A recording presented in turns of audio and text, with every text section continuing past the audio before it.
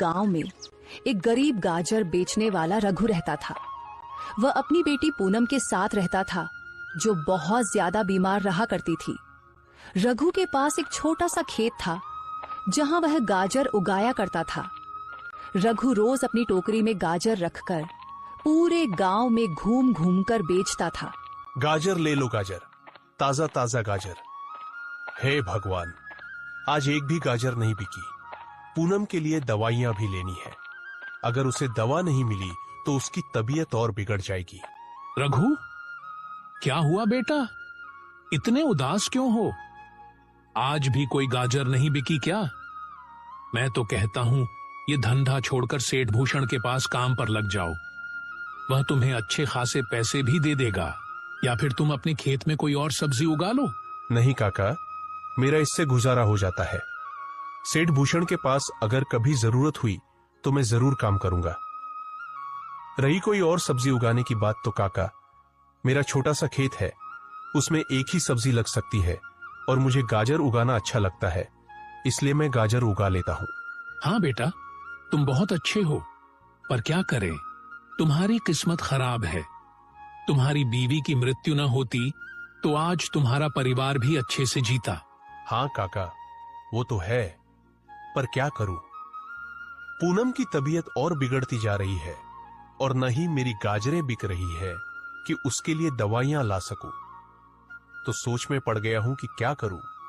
अगर दवाइयां लेकर नहीं गया तो उसकी तबीयत बहुत ही खराब हो जाएगी।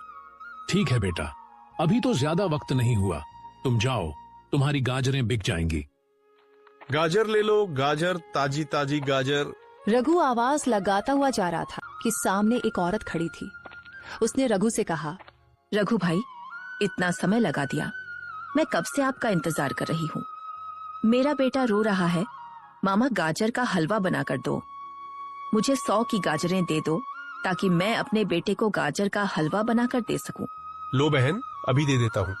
रघु ने उसे गाजरें दे दी और आगे बढ़ा। ऐसे ही रघु घर घर जाकर गाजरें बेचता और अपने घर का गुजारा करता। गाजरें तो काफी बिक गई है और पैसे भी आ गए हैं। अब मैं जाकर पूनम के लिए दवा भी ले आऊं। कल भी उसने दवा नहीं खाई थी। रघु दवा लेकर घर चला गया। घर आकर उसने अपनी बेटी की ओर देखा, जो उदास सी बैठी थी। बेटी, देखो, मैं दवा लेकर आया हूँ, दवा खाओ, तुम्हें अच्छा लगेगा। पिताजी, आप जानते हैं मैं ठीक नहीं हूँ, मेरा सिर बहुत दर्द कर रहा है। परेशान मत हो बेटी, बस दवा खाओ और आराम करो, दवा तुरंत असर करेगी। बेटी ने रघु की बात मानी और दवा खा ली। कुछ देर वे दोनों चुपचाप बैठे। फिर रघु ने मुस्कुराते हुए कहा, बेटी, कल से तुम्हें हर दिन यह दवा मिलेगी, बस तुम स्वस्थ रहो, बस यही मेरी खुशी है। पिताजी, आपको मेरी कितनी चिंता है मैं जानती हूँ। ऐसी ही बातें करते करते दोनों पिता और बेटी सो गए। रघु सुबह अपने खेत पर टोकरी साथ लेकर जाता और टोकरी भरकर गाजर तोड़ता।